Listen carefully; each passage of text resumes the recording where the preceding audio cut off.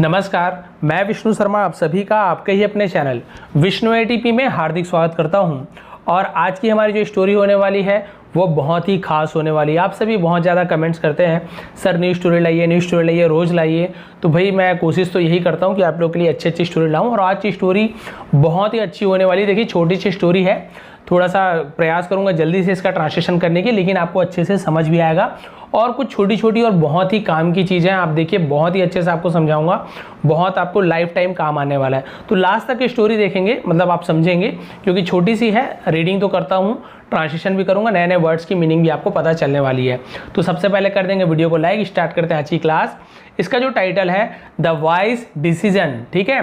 तो वाइज यानी होता है बुद्धिमान, डिसीजन यानी होता है फैसला, या फिर हिंदी में हम बोलेंगे निर्णय, ठीक है। तो इसे हम क्या बोल सकते हैं, बुद्धिमानी भरा फैसला, यानी बुद्धिमानी वाला जो फैसला है, फिर बुद्धिमानी भरा जो निर्णय है, उसके ऊपर ये स्टोरी है। तो क्यों ऐसे दिया गया टाइटल अभी आपको पता चलने वाला है। चलिए स्टार्ट करते हैं। अ लॉन्ग टाइम अगो, बहुत पहले की बात है, ठीक है। लॉन्ग टाइम लंबे समय की बात है, पहले की बात है। तो लॉन्ग टाइम अगो बहुत लंबे समय की बात है, बहुत पहले की बात है, ऐसे आप बोलेंगे। There was a wise and good king called Solomon, ठीक है। इसे सोलोमन पढ़ेंगे, सोलोमोन नहीं पढ़ेंगे, सोलोमन पढ़ेंगे। अब यहाँ पे देखिए, देयर वॉज अ वाइज, तो यहाँ पे देयर को केवल हम सब्जेक्ट के रूप में यूज कर रहे हैं। तो देयर को यहाँ पे कोई इसका मीनिंग नहीं निकालना है, कुछ सब्जेक्ट नहीं रहता है तो कहीं पे देयर लगा देते, इट लगा देते। तो ये अलग से वीडियोस का बना दूंगा मैं। यहाँ से देखेंगे, was a wise and good king called Solomon, ठीक है। तो there was a wise and good, तो इसका मतलब क्या हुआ, वॉज यानी था, अ वाइज यानी एक बुद्धिमान, वाइस यानी बुद्धिमान, एंड गुड किंग और अच्छा राजा, कॉल्ड यानी जिसे कहा जाता था, ठीक है, सोलोमन। क्लियर हो गया, ठीक है। एक बुद्धिमान और बहुत अच्छा राजा था जिसे सोलोमन कहा जाता था, बहुत पहले की बात है। यहाँ तक क्लियर हो गया। फिर देखते हैं आगे।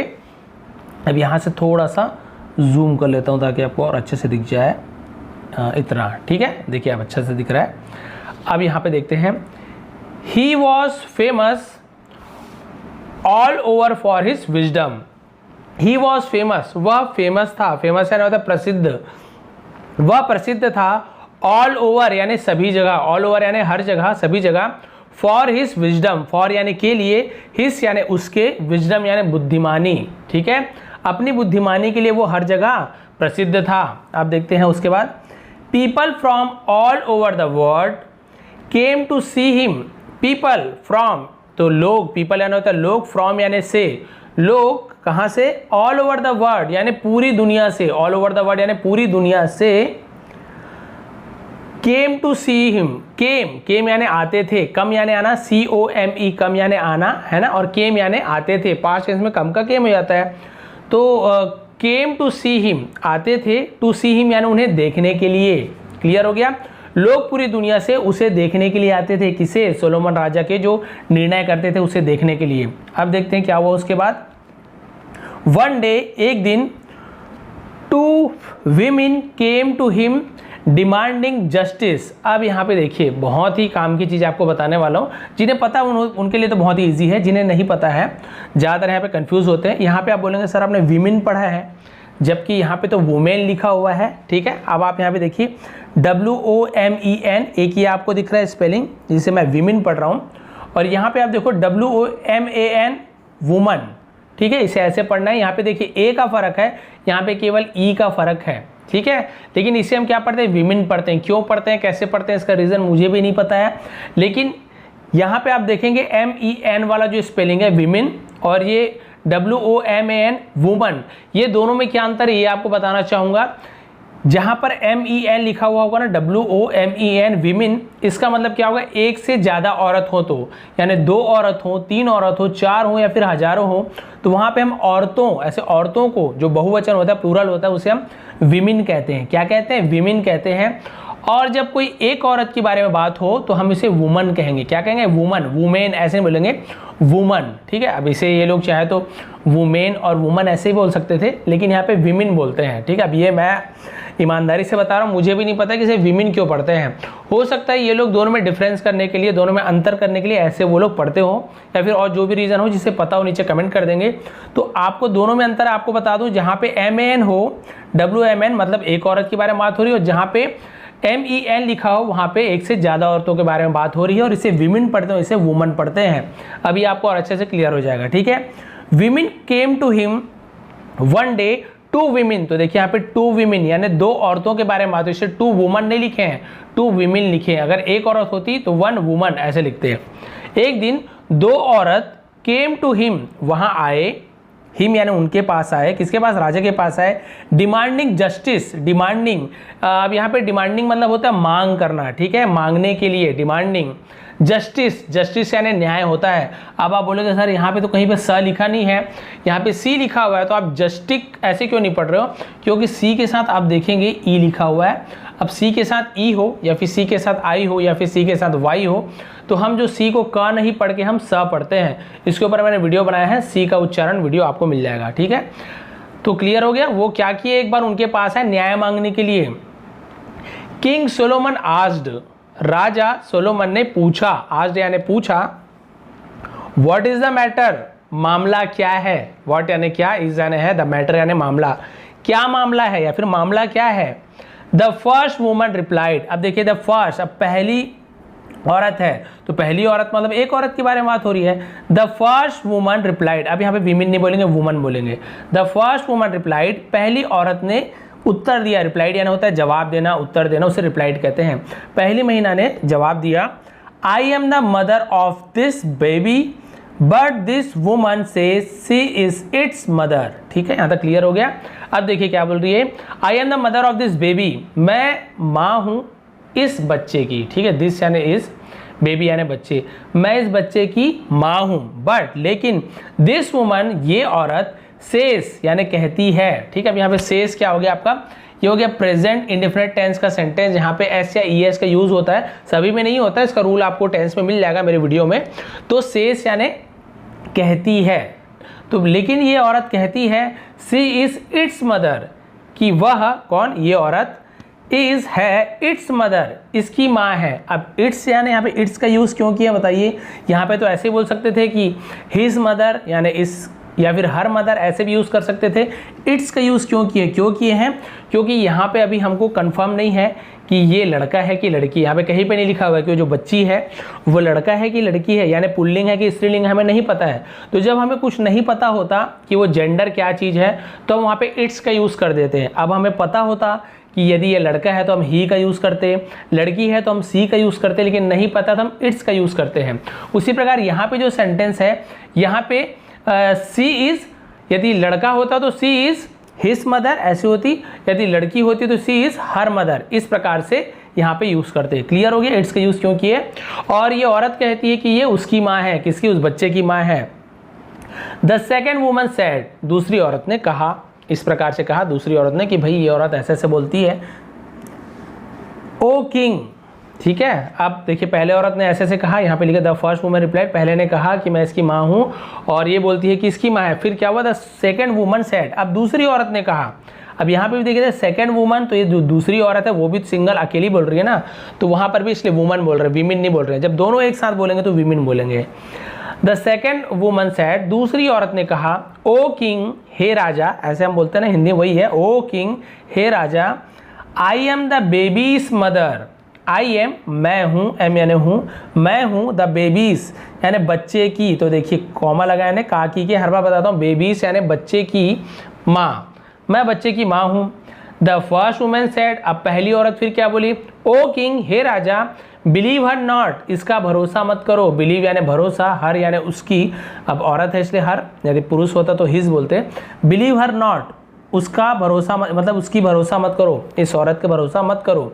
सी इज नॉट द मदर, वह माँ नहीं है, सी इज वह है, नॉट यानी नहीं यानी वह नहीं है, द मदर यानी वह माँ नहीं है। आई am the mother of the baby, मैं बच्चे की माँ हूँ।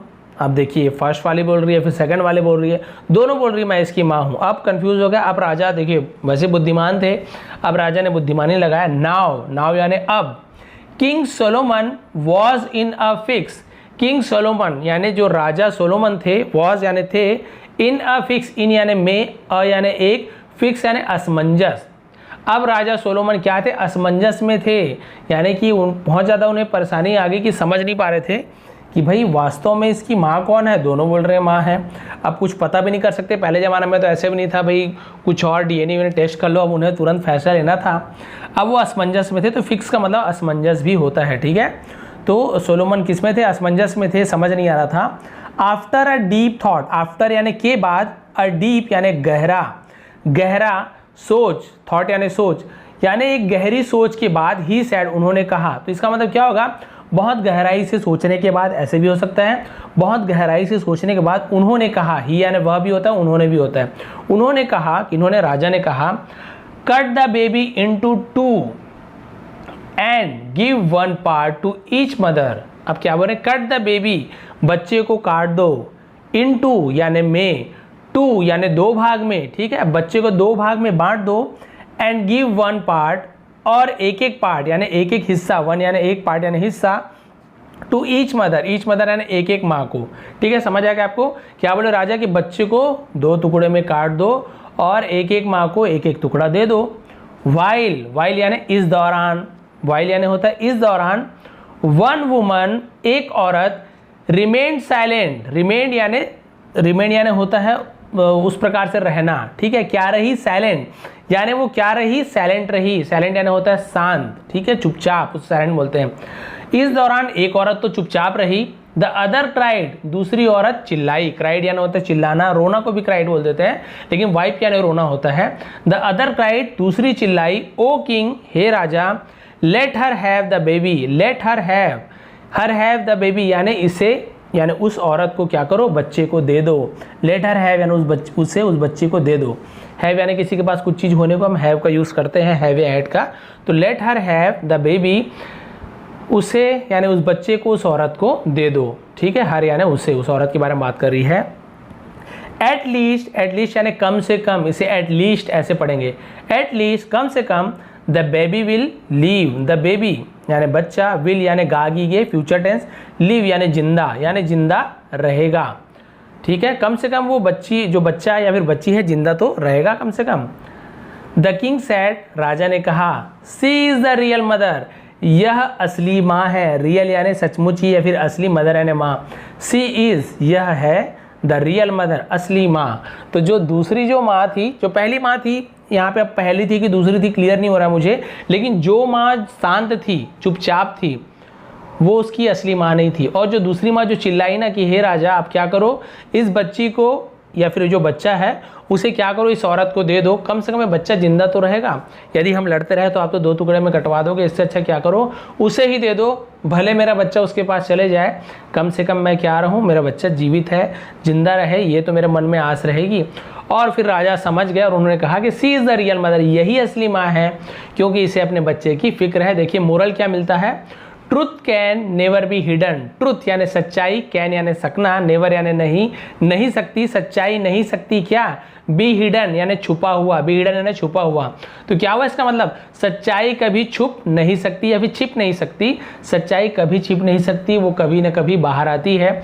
हो सकता है आज कुछ भी हो, कोई झूठ बोल रहा हो आपसे, लेकिन कभी ना कभी वो पकड़ाएगा ही। कब तक के भी वो मतलब वो जो झूठ है उसके सहारे रहेगा, एक झूठ के पीछे और झूठ, उसके पीछे और झूठ, इस प्रकार से झूठ बोलते बोलते खुद ही अपने जाल में फंस जाते हैं और क्या करते हैं, अंत में सच्चाई पता चलती है, ज़्यादा भोगना पड़ता है। इसलिए कहा गया है कि यदि संभव हो तो सच्चाई को जल्दी आप बता दीजिए, बाद में आपको हो सकता है कि भाई जो सेकंड माँ थी उसे राजा ने पनिश किया होगा, यहाँ पे दिया जरूर नहीं है, हो सकता है कि ये झूठ बोल रही थी, राजा ने बाद में कहा हो कि भाई तुम झूठी माँ बन के आई थी, हो सकता है इसे पनिश किया, और राजा लोग पहले पनिश कर देते थे जो गलती करते थे, तो इन्हें दंड भी दे सकते थे। इसलिए कहा गया है कभी भी आप क्या कीजिए, सच्चाई कभी छुप नहीं सकती।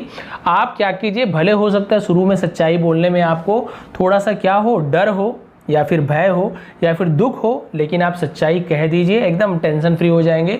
वहाँ पे जो भी परेशानी हो सकती है थोड़ी बहुत आए, लेकिन ये परेशानी उससे तो कम होगी जो आप झूठ बोल बोल के फंसते जाओगे ना, एक झूठ बोलोगे उसे छुपाने के लिए दूसरा बोलोगे, उसे छुपाने के लिए तीसरा बोलोगे, इस प्रकार से झूठ बोलते बोलते झूठ का एक पहाड़ सा बन जाएगा और वहाँ से ऐसे गिरोगे कि कभी भी आप बच नहीं सकते हो।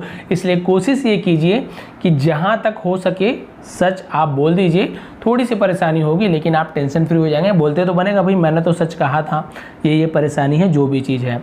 और कई बार जो झूठ बोलते हैं लेकिन किसी की भलाई के लिए कोई झूठ कहा गया हो, अपने भलाई के लिए नहीं, सॉरी अपने भलाई के लिए नहीं भाई, किसी और के भलाई के लिए या फिर जो वास्तव में भलाई हो, ठीक है, तो फिर वहाँ पे झूठ बोलने को कोई बुरा नहीं माना गया। लेकिन कोशिश यही कीजिए हमेशा सच बोलिए। ये थी आज की स्टोरी। आप बताएंगे आपको कैसी लगी स्टोरी। थोड़ी भी पसंद आई तो प्लीज़ लाइक करेंगे, शेयर करेंगे। आज थोड़ा 15 मिनट ठीक है, इतना तो चलेगा ही। आप सभी का बहुत बहुत धन्यवाद। आपका दिन शुभ रहे। यदि आपको लगता है कोई स्टोरी आप जानते हो कि सर इस स्टोरी का ट्रांसलेशन कीजिए, तो मैं उसका भी इंग्लिश हिंदी जो भी हो लेके आऊँगा, ट्रांसलेशन जरूर करूँगा। आप सभी का बहुत बहुत धन्यवाद। आपका दिन शुभ रहे और आप सभी को धनतेरस की बहुत बहुत शुभकामनाएँ।